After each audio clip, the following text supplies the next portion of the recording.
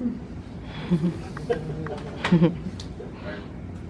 So we are truly emotional beings, but we've been taught so much, especially in school, especially in business, you don't talk about your emotions.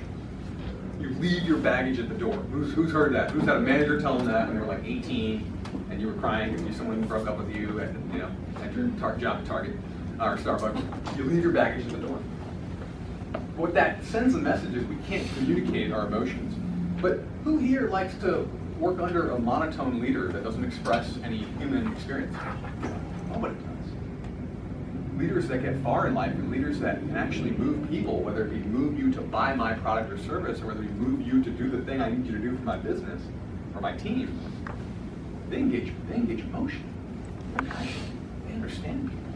We're dying to be able to communicate our emotions, so much so that we taught programmers how to make thousands of little symbols for us that communicate our emotions. Who's used an emoji in the last 24 hours?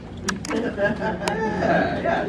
So, last two, yeah. But this is actually a cultural byproduct of us being stifled in how we understand and communicate our emotions. It's really fun. I love it. I'm glad we have it. But it's actually just a substitute for being able to say, Christy, I'm actually kind of afraid up here. I'm a little afraid. I've done this probably a dozen times in the last year, but I still can feel in my chest there's like some fear that I'll mess up, and I'll probably mess up, and I'll figure it out, right? We don't have those tools, and a lot of us are afraid to admit these things. So I'd like to share a little bit about what our emotions are. They're here to teach us lessons. They're here to tell us what's going on. They're here to tell us what we need in every moment. If there's anything you take from this presentation, I hope that you can understand that emotions are simply messengers. They're messengers from our evolution. They're messengers from our biology. They're sending signals from our body to our mind to tell us what we need in the moment, right? So let's look at one of the most common ones, fear or scared. What do we tend to call that? Anxiety. We say stress. Stress is it's just fear. Just fear. We're experiencing tension in our body, we're experiencing tension in our mind because we think we can't do enough. Because we're trying to do as much as possible. And it's all fear of loss. So essentially, if we're feeling fear, it's a message that there's threat of danger, damage, harm, or loss. And what do we need to do? It's time to go have that bold conversation to secure protection and assurance, prevention.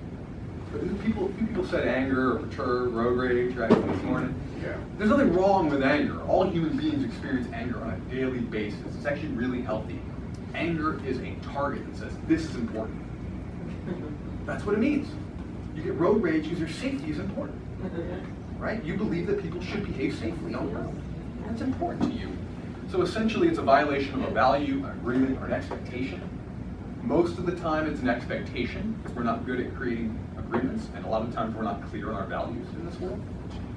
So a lot of times, the story that we have about the way something should be, we feel has been violated, we get angry. So what needs to happen? We need to have that bold conversation, that bold moment with somebody where we reestablish a boundary, an agreement, or an expectation.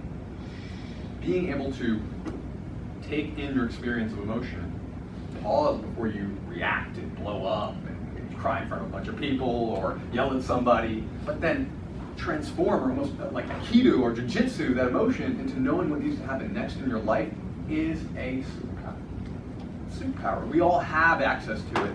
We just need to strip away some of the old things that we've been taught, especially in the business world.